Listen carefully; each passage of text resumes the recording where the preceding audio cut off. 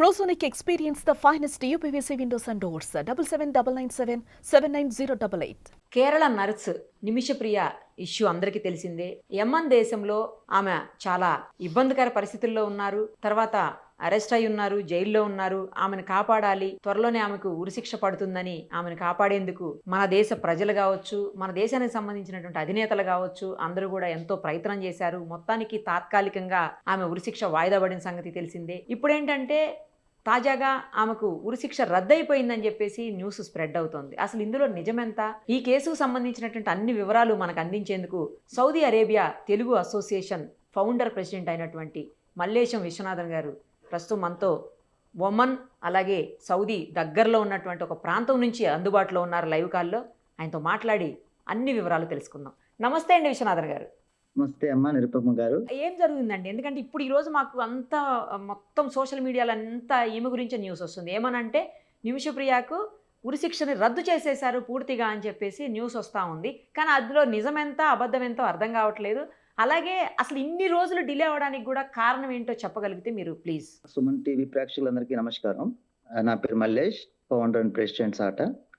నేను వృత్తిరీత్యా మరియు ఈ సాటా రీత్యా సౌదీ అరేబియాలో అన్ని సిటీలు తిరుగుతూ ఉంటాను. సో అన్ని సిటీల గురించి నాకు కొంచెం అవగాహన ఉంది. ప్రస్తుతం నేను ఉన్నది జెజాన్ సిటీ. ఈ జెజాన్ సిటీ అనేది సౌదీ అరేబియాకి యమన్కి బోర్డర్ అన్నమాట. ఒక హాఫ్ అన్ అవర్ ట్రావెల్ చేస్తే యమన్ లో ఎంటర్ అయిపోతాం. అంటే 30 kilometres 40 kilometres. So almost we are in Yemen అనమాట. అలాంటి బోర్డర్ సిటీలో ఉన్నాను నేను ఇప్పుడు. ఈ నిమిషప్రియ కేసు లేట్ అవడానికి కారణాలు చాలా ఉన్నాయి. అంటే ఆ కేసులో ఉన్న క్రిటికాలిటీ అనేది ఒక కారణం అయితే, మన మీడియా అనేది మొత్తం బాగా హైప్ చేసింది. దీన్ని హైప్ చేయడంతో అక్కడ యమనీలో ఉన్న ఎవరైతే ఈ తెగకు సంబంధించిన వాళ్ళు ఎవరైతే ఉన్నారో వాళ్ళందరూ కూడా అఫెండ్ అవుతున్నారు బాగా. అంటే అసలు వన్ సైడ్ తీసుకున్నాం మన స్టాండ్. ఇండియన్ మీడియా అంతా వన్ సైడ్ తీసుకుని మనం అంతా కూడా అఫ్ కోర్స్ మన భారతీయులం కాబట్టి మనందరం మన భారతీయ దేశానికి సంబంధించిన అమ్మాయి కాబట్టి ఆ అమ్మాయిని సపోర్ట్ చేస్తూ మనం ముందుకెళ్తా ఉంటాం. కానీ అక్కడ కేసులో ఆ అమ్మాయి చేసింది మర్డర్ కాబట్టి వాళ్ళ ఫ్యామిలీ వ్యక్తిని కోల్పోయారు కాబట్టి అదేంటది మేము మా ఫ్యామిలీ వ్యక్తిని మేము కోల్పోయాం. ఫ్యామిలీ వ్యక్తిని కోల్పోవడం అది కాకుండా మమ్మల్ని బ్లేమ్ చేస్తూ మొత్తం మీరంతా మీడియా అంతా ఇలా నెగిటివ్ పబ్లిసిటీ చేస్తుంది మా మీద, మేము ఏదో తప్పు చేసినట్టు అనేది ఒక అఫెన్సివ్ మోడ్ లోకి వెళ్ళడం వల్లే ఇది లేట్ అవుతుంది తప్పించి లేకపోతే ఈ పాటికి సాల్వ్ అవ్వాల్సిన కేసు ఉంది. ఆమెకి ఉరిశిక్షణ పూర్తిగా రద్దు చేశారని అంటారు. నిజమా? అలాంటి న్యూస్ ఏమన్నా ఉందా? అఫీషియల్ అనౌన్స్మెంట్ అయితే ఎక్కడా లేదమ్మా. ఇటు యమనీ ప్రభుత్వం నుంచి కానీ మన భారతదేశ ప్రభుత్వం నుంచి కానీ అఫీషియల్ అనౌన్స్మెంట్ ఏం లేదు. ఎవరు ఏదైనా పబ్లిసిటీ చేయొచ్చు, బట్ మనకి అఫీషియల్ గా వస్తేనే అది క్లియర్ అనమాట అండి. లేకపోతే స్టిల్ స్టాండ్స్ అనమాట. కాకపోతే పోస్ట్ పోన్ అయితే అయింది. దాని వెనకాల చాలా మంది కృషి ఉంది. అందరికీ కూడా ధన్యవాదాలు తెలియజేయాలి. ప్రజెంట్ అయితే ఏమి అఫీషియల్ గా ఉరిశిక్ష రద్దు అయినట్టు అయితే ఏం లేదు, అంతే కదండి? లేదండి, లేదు అఫీషియల్ గా రద్దయినట్టు ఏం లేదు. ఇంకెంతకాలం పట్టొచ్చండి? ఏమన్నా ఐడియా ఉందా మీకు? అది మన చేతుల్లో లేదమ్మా. అది మన చేతుల్లో ఎలా ఉంటది? మనం just we are only watching and we are only praying అంతే తప్పించి మనం ఇంత కాలం అనేది మనం చెప్పలేం. అక్కడ ఉన్నటువంటి సౌదీ అరేబియా తెలుగు అసోసియేషన్ గా మీ తరపు నుంచి కూడా ఏమన్నా ప్రయత్నాలు జరుగుతున్నాయా? అంటే ఇది పూర్తిగా యమనీ ప్రభుత్వం అండర్ లో ఉంటుంది ఇది. అలాగే భారతదేశ ప్రభుత్వం అంతే తప్పించి పొరుగు దేశం మనం అంటే ఒక అసోసియేషన్ గా మనం తనకి మనం మోరల్ సపోర్ట్ ఇవ్వగలుగుతాం తప్పించి అఫీషియల్ గా కేసులు ఇన్వాల్వ్ అవడానికి ఏ అసోసియేషన్ కూడా ఎటువంటి అధికారం ఉండదమ్మా. ఇంకొకటి ఏంటంటే ఈ సౌదీ అరేబియాలో ఏ అసోసియేషన్ కూడా రికగ్నైజ్డ్ అసోసియేషన్ కాదు. సో మనం అందరూ కూడా కమ్యూనిటీ బేస్డ్ మనం రన్ చేసుకుంటాం. కానీ విజన్ 2030లో భాగంగా ఒక లిబరల్ గా వదిలేసారు తప్పించి అఫీషియల్ గా రికగ్నైజేషన్ అయితే సౌదీ అరేబియాలో ఏ అసోసియేషన్ ఉండదమ్మా. అంటే తెలుగు వాళ్ళగా ఏమన్నా సపోర్ట్ చేయడానికి ట్రై చేస్తున్నారా అనేది నా ఉద్దేశం. మా అమ్మాయి యాక్చువల్ గా కేరళకి సంబంధించింది. కేరళ వాళ్ళు బాగా సపోర్ట్ చేస్తున్నారు. అలాగే కేరళ అయినప్పటికీ భారతీయురాలు కాబట్టి అన్ని అసోసియేషన్లు మన తెలుగే కాదు అన్ని అసోసియేషన్లు కూడా ఆ అమ్మాయి త్వరగా బయటికి రావాలని మనస్ఫూర్తిగా కోరుకుంటున్నారు. దానికి సపోర్ట్ కూడా చేస్తున్నారు. ఏ రాష్ట్రం అయినా మన ఇండియనే కదా, మనం అందరం అట్లే ఫీల్ అవుతాం. మన భారతీయులు ఒకసారి దేశం నుంచి బయటకు వస్తే భారతీయులు మన పాస్పోర్ట్ భారతీయులు ఇండియన్ పాస్పోర్టే ఉంటది. మన కేరళ పాస్పోర్ట్ ఆంధ్ర పాస్పోర్ట్లు ఉండవు మన దగ్గర. So once you are out of country we are only Indian అమ్మా. కాబట్టి వి సపోర్ట్ నిమిషప్రియ అండ్ మనం త్వరగా బయటికి రావాలని మనం మనస్ఫూర్తిగా కోరుకుంటాం. అసలు మన దేశానికి అంటే మీరు ఇండియనే కాబట్టి మన దేశానికి అక్కడకు చట్టాల్లోనూ శిక్షల్లోనూ చాలా తేడా ఉంటుంది అని చెప్తూ ఉంటారండి. సో అసలు జనరల్గా ఎలాంటి శిక్షలు అక్కడ అమలు అవుతుంటాయి, ఏ శిక్షకి అంటే వాళ్ళు కాలుకి కాలు, చెయ్యికి చెయ్యి, చెవికి చెవి, అట్లా ఆ టైపులో ఉంటాయి. చాలా కఠినమైన శిక్షలు ఉంటాయి అని చెప్తూ ఉంటారు కదా, అది నిజమా? అవును. తర్వాత ఓపెన్గా కూడా శిక్షిస్తూ ఉంటారు, అందరూ చూసే రకంగానే అక్కడ శిక్షలు అమలు చేస్తుంటారు అని చెప్తుంటారు. నిజమా? ఎప్పుడన్నా మీరు అలాంటివి చూసారా అక్కడ? యాక్చువల్గా ఏంటంటే ఇవన్నీ కూడా ఇస్లామీయ దేశాలు, అంటే మతపరంగా షరియా చట్టాలని ఫాలో అవుతూ ఉంటాయి. ఓకే. మీరు చెప్పినట్టుగా షరియా చట్టాల్లో కొంచెం అటువంటి శిక్షలే ఉంటాయి. బట్ లాస్ట్ నేను వచ్చి 2015 లో వచ్చాను సౌదీ అరేబియా. సౌదీ 15 అరేబియాలో లో వచ్చిన అంటే తర్వాత ఆల్మోస్ట్ మీరు అటువంటి 10 ఇయర్స్ అయిపోయింది. 10 ఇయర్స్ ఉన్నాను నేను. ఈ 10 ఇయర్స్ లో అటువంటి శిక్షలు నేను ఎక్కడ చూడలేదు. అంటే సౌదీలోనే కాదు, మిడిల్ ఈస్ట్ అంతా కూడా ఒక లిబరలైజేషన్, ఆ చట్టాలు అలాగే ఉన్నాయి కానీ ఆ చట్టాల అమలులో ఒక లిబరలైజేషన్ ఫాలో అవుతున్నారు వాళ్ళు. అంటే ఒక నవీన యుగం, మొత్తం ప్రపంచవ్యాప్తంగా ఎటువంటి చట్టాలు అయితే ఉన్నాయి ఆ ఆ విధంగానే వాళ్ళు మూవ్ అవుతున్నారు తప్పించి ఈ ఖచ్చితంగా షరియా చట్టాలని అయితే మాత్రం అమలు చేయట్లేదు. అంటే కొంచెం చూసి లిబరలైజేషన్ అయితే చాలా చూడనట్టు. వరకు జరిగింది. ఇంకా లిబరలైజేషన్ లో వాళ్ళు వెళ్తున్నారు వాళ్ళు డెఫినెట్ గా. నేనైతే ఇక్కడ సౌదీ అరేబియాలో అలా అలా భయపడతారు. యాక్చువల్ గా మన తెలుగు రాష్ట్రాలలో ఆంధ్ర, తెలంగాణ వాళ్ళైతే ఎక్కడున్నారా అంటే నేను దుబాయ్ అంటాడు చెప్ప, సౌదీ అరేబియాలో ఉన్నా సరే సౌదీ అరేబియా అని చెప్పడు.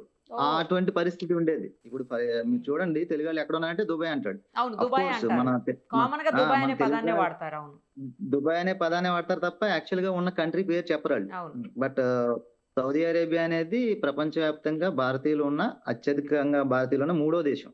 ఓ ఫస్ట్ యుఎస్, తర్వాత మన యుఏఈ, దుబాయ్, తర్వాత సౌదీ అరేబియానే థర్డ్ ప్లేస్. అండ్ విస్తీర్ణం దృష్ట్యా చూసినా, పాపులేషన్ దృష్ట్యా చూసినా biggest country in the middle east. Gulf countries లో చాలా పెద్ద దేశం ఇది. Okay okay. అంటే గల్ఫ్ దేశాలకి పెద్ద అన్నమాట సౌదీ అరేబియా. అదే అదే అండి, అదే. సో మనకి అక్కడికి శిక్షలు అయితే చాలా తేడా ఉంటది, ఇది కరెక్టే కదండి? చాలా తేడా ఉంటది. అవును, చాలా తేడా ఉంటది. కొంచెం ఫాస్ట్ గా కూడా అమలు చేస్తారు ఇక్కడ శిక్షలు. మనలాగా మన చట్టాలు చాలా లేట్ అవుతూ ఉంటాయి. కొంచెం లేట్ అవుతాయి. ఇక్కడ కొంచెం ఫాస్ట్ గానే ఉంటది. బట్ ఏంటంటే లిబరలైజేషన్ అయితే మాత్రం జరుగుతుంది. క్రైమ్ రేట్ పరంగా చూస్తేనండి మనకి అక్కడికి క్రైమ్ రేటు అంటే ఇక్కడ ఉన్న ఆ శిక్షల దృష్ట్యా క్రైమ్ చాలా తక్కువగానే ఉంటది. అంటే కొంచెం సేఫ్ గానే ఉంటది. ఆ ప్రాబ్లం అయితే ఉంటుంది. లా అండ్ ఆర్డర్ బాగా మెయింటైన్ చేస్తారమ్మా ఈ అవునా? దేశంలో. ఓకే. లా అండ్ ఆర్డర్ బాగా మెయింటైన్ చేస్తారు. చాలా చాలా చాలా ఇంప్రూవ్ అవుతుంది, కంటిన్యూ అవుతుంది అది అలా. మనకి ఇక్కడ బాగా దొంగతనాలు, మర్డర్స్, రేప్స్ ఇట్లాంటివన్నీ చాలా ఎక్కువ ఉంటాయి మన దేశంలో. అక్కడ అవి ఇక్కడతో కంపేర్ చేస్తే తక్కువ ఉంటాయి అక్కడ అని విన్నానండి, నిజమేనా?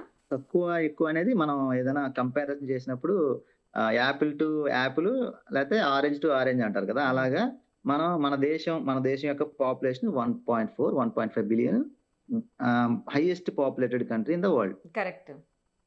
మన పాపులేషన్ కంపేర్ చేస్తే ఆ డిఫరెన్స్ ఏం కనిపించదు మనకి. ఓహో. బట్ ఏంటంటే మనం భారతదేశానికి ఏదో ఖతార్, కువైట్ ఒక చిన్న దేశానికి కంపేర్ చేయడం అనేది అది. సో అలా ఏం లేదు. మన భారతదేశం కూడా ప్రపంచంలో అత్యంత సేఫ్ మంచి దేశం మనది. మన భారతదేశం ఫ్రీ మీడియా. అవును. ఏదైనా సరే వెంటనే టెలికాస్ట్ అవుతుంది. కానీ చాలా దేశాల్లో ఆ మీడియా మీద చాలా కంట్రోల్ ఉంటది. ఆ కంట్రోల్ ఉండడం వల్ల అక్కడ ఏం జరుగుతుందో ఎవరికి తెలియదు.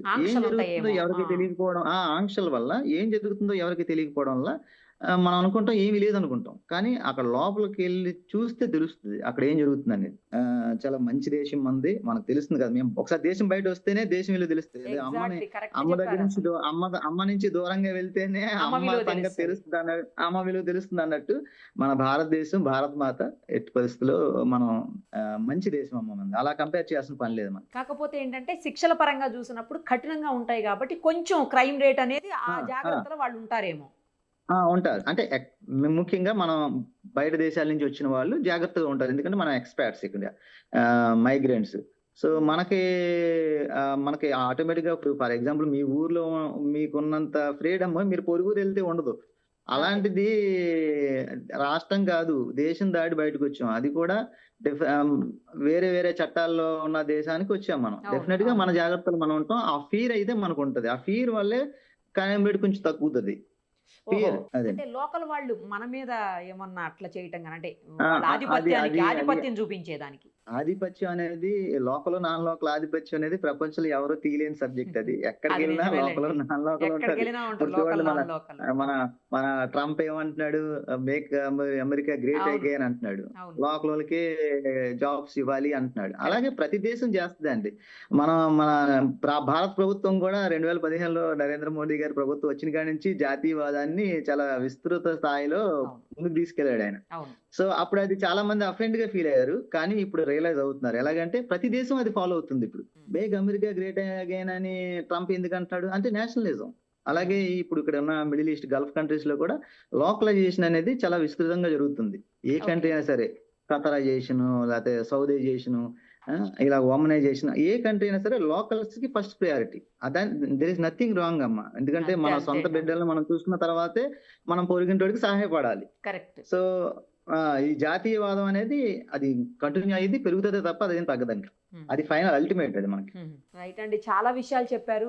ఒకవేళ నిమిషప్రియ విషయంలో గనక ఏదైనా డెసిషన్ వచ్చింది కోర్టు నుంచి అఫీషియల్గా అంటే మాత్రం డెఫినెట్గా మళ్ళీ మిమ్మల్ని కాంటాక్ట్ చేస్తామండి. Definitely గా అమ్మా, definitely. ఉన్నాయి అప్పుడు ఏముందో అప్డేట్ చెప్పండి. థ్యాంక్ యూ సో మచ్ అండి. సుమన్ టీవీ వారికి ధన్యవాదాలు. Thank you. జై హింద్. సుమన్ టీవీలో మీ పర్సనల్ అండ్ బిజినెస్ ప్రమోషన్స్ కోసం కింది నెంబర్కి కాంటాక్ట్ చేయండి.